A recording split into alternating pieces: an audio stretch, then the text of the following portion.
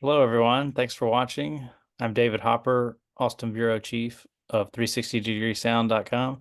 Today, I'm joined by author Mary Valle, author of the new 33 and a third book on Depeche Mode's double live album 101, which was released in 1989, a recording of their 1988 concert at the Rose Bowl in Pasadena, California. Mary is a Baltimore-based writer and editor who has written for many publications, including The Guardian, Salon, and the Los Angeles Review of Books. Mary, thanks for joining us. Well, thanks for having me. Yeah, of course. Um, yeah, if you could please start by telling the viewers like why you chose this particular Depeche Mode album to write a 33 and a third book on.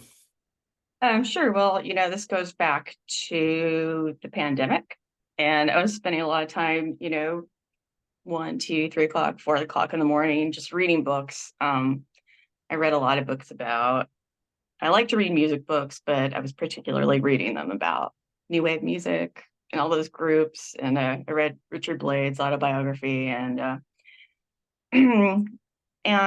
one night I was just browsing stuff, and I saw a photo of Dave Gahan with his new band, and I was like, Depeche Mode. And it kind of like clicked into my brain. And then I saw a photo of these teenagers standing for the Rose Bowl, like on a pilgrimage with their like leather jackets and stuff. And honestly, I was just like, wow, I didn't realize that was such a big deal. Because I went to that show, but I hadn't really thought about it all that much. And I was a fan. Um, and that kind of clicked in my brain. And then when I saw that 33 and a third was having some inviting submissions, I was like, yes, I've got the story. Yeah, great. Uh, yeah, so you grew up in Southern California, is that right? That is correct. Yes, Okay. that is correct. So, yeah. So yeah, I thought the book was really interesting, and then you talked a lot about growing up in Southern California during kind of, I guess, New Wave's rise, and K Rock was the big station, as you mentioned. Richard Blade, who I know from Sirius XM's First Wave. He's a great DJ, and Yeah. huge Depeche Mode fan. Um, so Yeah. yeah, I guess the question would be, because you do talk a lot about your experiences around that scene, and also Depeche Mode's kind of history and rise to fame. A lot of Mhm. interesting background information. And then so I guess compared to a lot of 33 and third books, it's not a lot of information on the album. If you want to talk a little bit about why you chose that approach with your book. I'm sure. Well, the question in my mind was, how did this happen? Because when I thought about it, a four-piece band with three guys playing synthesizers and a singer, and they're playing the Rose Bowl in 1988. And I stepped back and thought about that, and I thought, that's pretty crazy. And the next question is, well, how did that come about to be? And it's kind of like all these factors converging at once. That's kind of how I saw it in my mind was, how do you explain this event? Because I think from where we're sitting, Depeche Mode is just, huge world stadium, you know, hundreds of millions of records sold band. But at the time, they weren't all that huge in the United States. So, and I just thought about K Rock being such a big part of our lives, and the record industry, like Mute Records, and the band themselves touring, and the cultural aspects of life in Southern California and in the United States at that time. So I just saw all those things, plus my experience, and I just kind of like wanted to tell that whole story. Hmm. Yeah, sure. Yeah, we mentioned yeah, DJ Richard Blade and K Rock. So and you mentioned his autobiography, which yeah is named after Depeche Mode, or I think World of My Yes. Eyes. Um, Yeah. so yeah, if you want to talk a little bit about Richard Blade's role in promoting Depeche Mode, and I know K-Rock was a like a sponsor for the concert, but yeah, just how Richard Blade and that radio station did so much for the band in the States. I'm sure. Well, he is their self-proclaimed number one fan in the United States, and he started at K-Rock in the early '80s. He was from England. He had the cool accent, and in his book, he talks about the process of how he got there, which is pretty amazing. But at that time, music wasn't as easily available as it is now. So, his father back in England would be like buying the latest singles and records that we didn't have in America and putting them in the mail and sending to Richard, and then he'd put them on the air. So he was just a big Mode fan from way back, and he also had a string of TV shows like in the afternoon type time slot when people were home from school. So a lot of people were familiar with him from that. And for those of us who didn't have MTV, that was the way we got to see music videos. That was one of those. Yeah. So, um, so would you recommend like the 101 album as a introduction to Depeche Mode? Let's say for someone who has never really listened to the band, do you think it serves as like a greatest hits comp? Like would do you think it'd be your first one to recommend? Yeah, I think it's a great intro to the band, and I think that's actually one of the reasons why the album came about, was like announcing we're a huge band, and also here's a smorgasbord of our greatest hits, but live, so they're a little more lively and different than the recorded versions. So anybody could get this record and just hear all these great songs, and I love that album because the live arrangements are so like punchy. Yeah, yeah. Yeah. No, they definitely, and you write about this in the book, but they definitely do have more energy to them. Punchy, like you said, even though it's a lot of it is, synthesizers and then, no guitars, so synthesizers and I guess maybe some pre-recorded stuff. But yeah, it is interesting how well it translates live. I think you said in the book that didn't they start like they had like two tape reels rolling at the same time in case one of them stopped. Yeah. Yeah. Yeah. I haven't. Well, Sorry. hmm, Go go ahead. ahead. Well, the tapes thing is interesting Yeah. because there were a lot of rockist critics their entire march through the United States who were complaining that like they're not a real band because they don't play guitars and blah blah blah. And because they use pre-recorded tracks, and they were always super open about the fact that they had a drum machine and they had a tape recorder, and like the first thing you hear in the movie is roll the tapes. So that was always part of their legacy, I guess. Hmm. Yeah. Yeah. Yeah. I've seen some footage of the concert, but I haven't actually seen the documentary. So that's D.A. Penmaker did the documentary. Yeah, if you want to talk a bit about that and maybe how that informed your book. The documentary, Yeah, the documentary. I'd actually never seen it before. Oh, you never seen I it? heard the Okay. record, but I hadn't seen the Yeah, documentary. yeah, And yeah, it's really good. Obviously, I tend to fast forward through the other bits with the fans, but yeah, yeah. people do say that like that was kind of like the first reality TV adventure Uh-huh. because they were just shooting the fans, doing their stuff. But yeah, it's just it really captures the energy of the show, I think. Yeah, yeah. So do you remember like the first time you heard Depeche Mode or and what it was? What was it about the band that kind of drew you to them? And Um, I don't know if this was exactly the first time, but I remember hearing Everything Counts. And I mean, it's just like, it's such an amazingly catchy sound. It's got an incredible bass line, but also the lyrics kind of spoke to me because I was kind of at that like, wait, everything they told me isn't quite true stage. And, it's kind of a critique of capitalism and stuff. And I was like, yeah, you know. yeah, nice. Um, I suppose many people may view Violator as like their crowning achievement or our best album, which I think came a year or two after this. But do you think, I guess, 101 is kind of captures like peak Depeche Mode, just in terms of like finding them at the kind of the height of their fame, or perhaps like, peak of their powers? Like, I would say it's kind of like I don't know. I feel like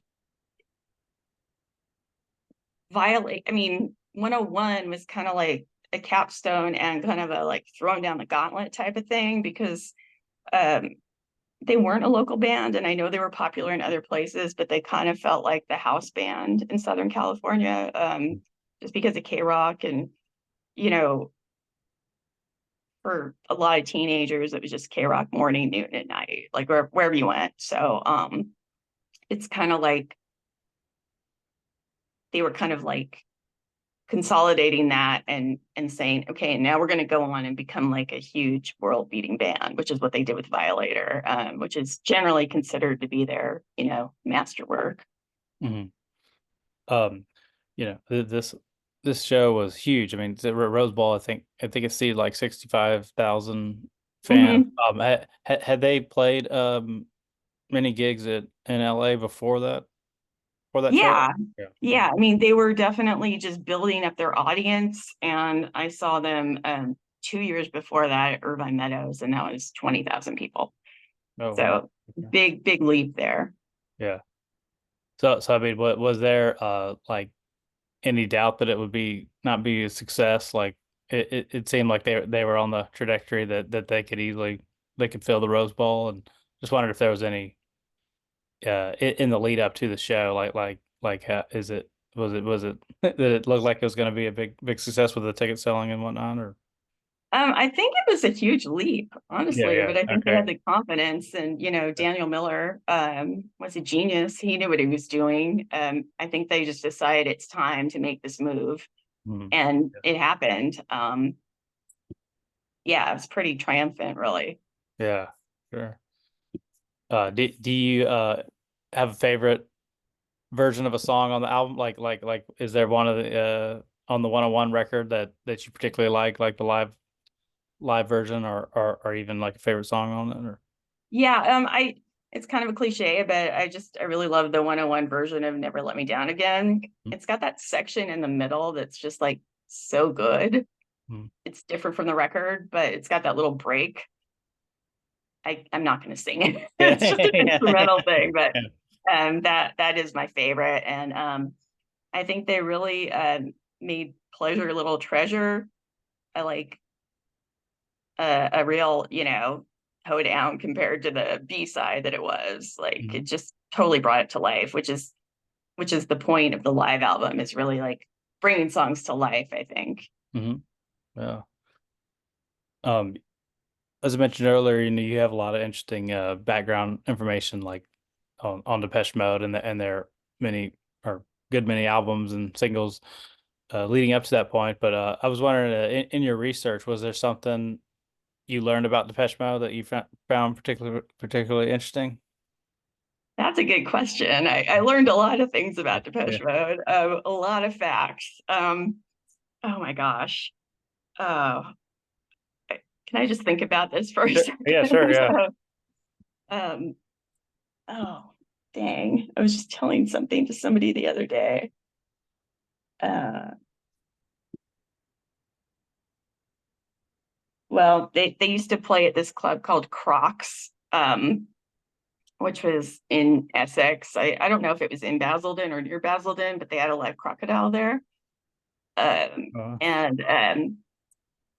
Dave Gahan had tattoos from his time, kind of, I guess he was kind of you know, a bit of a tough guy as a youth. But at that time, tattoos were not like all that tasteful or acceptable or whatever. So he actually had them removed. Oh, Um, and I'm trying to think of some other stuff. Those are yeah. I um I'm sorry, I'm just drawing a blank Wow. here, but I could get back to you. Yeah, yeah, no, Okay. that's great. Those are two interesting facts. Yeah, anything, I guess, anything you think was like unique about their, I guess, career arc and or like it seems like maybe some of it, is timing. I guess they what formed in 1980, and Yeah, that was really, early 80s was really kind of the dawn of the MTV era, and right. Seth's music was definitely catching on then. I think there was, yeah, a lot of backlash to kind of traditional rock and roll, and guitars. Definitely. Yeah, guitars were kind of out of style. So yeah, obviously they're super talented and wrote great songs, but do you think some of it was kind of right place, right time? Or I think it was more effortful than that. yeah, There was a moment, back in England, where, Seymour Stein, he was in New York, the Sire Records guy. He, discovered all these acts, and he he had met Daniel Miller and thought he was brilliant. I don't know. Daniel Miller had his own musical career.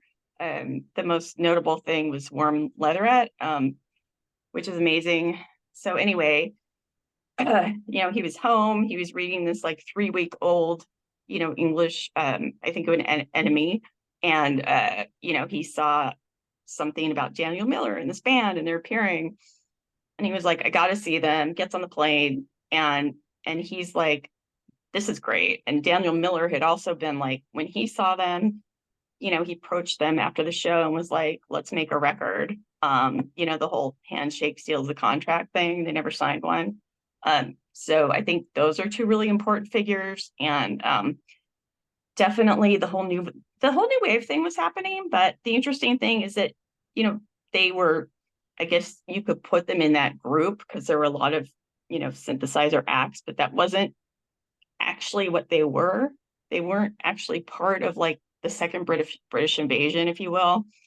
They were just doing them, and they just kept going. A lot of those bands started falling off, and Depeche Mode just kept going and going and like getting better and bigger and bigger and bigger. And one of the ways they did that was through touring. I kind of compare them to Led Zeppelin in my mind, which is kind of funny given that they're the most guitarist band in the world. But they just started touring and touring and touring and touring in the United States and just building up that following. So even though they were not selling a lot of records for quite some time, their shows just kept getting bigger and bigger and bigger as they went out and met the people and showed them what a great live band they were. yeah, well, that's awesome. Yeah, definitely put in the work and grew over time. Um, yeah, well, I know it's been some time, 1988, but I guess what are some of your like key memories of the show at the Rose Bowl? Okay. Well, okay, I got a bunch of free tickets from K Rock. Because I hadn't really thought about going. Again, I was a fan, but I think at that point I just felt kind of, saturated by Depeche Mode and K Rock. But anyway, I was driving down the street and they were like, bring some canned goods to this location and we'll give you tickets. And I was like, okay. So I went and they gave me a bunch of tickets and I brought some friends. And I just remember it being very hot. I remember people doing the wave. We did not get there to see Wire or Thomas Dolby, but we saw some of OMD, and it was just really, it's a beautiful setting there in the Arroyo, and the light, it started getting kind of like sunsetty, and Pimp comes on. It's just very like chilling and just, I don't know, riveting, I guess. And then, it was just like such a fun concert to go to. Yeah, I bet. Yeah. Um, think maybe I think maybe your video froze. Can you hear me? Okay, well, I think we're having some technical difficulties, but okay, I think you're back now. Yeah, so the book is available now. It's on Bloomsbury. Should be You can buy it from the Bloomsbury website, and a lot of record stores stock these 33 and third books. But yeah, yeah, thanks so much for doing this, Mary. I guess just finally, if you had like a, final pitch for your book, like who you think would find it interesting, and anything you'd like to say about it. Well, for me, like I said, the essential question is like, how did this little tiny band go from, 1980, just playing little tiny gigs, to the Rose Bowl in 1988? That's a fascinating tale to me, Mm. involving K-Rock and the band and fans, of course, and yeah, everything that happened. So it's a wild ride. Yeah, for sure. Well, great. Well, thanks so much, Mary. Okay, thank Have a you. great one. Bye. Okay, bye.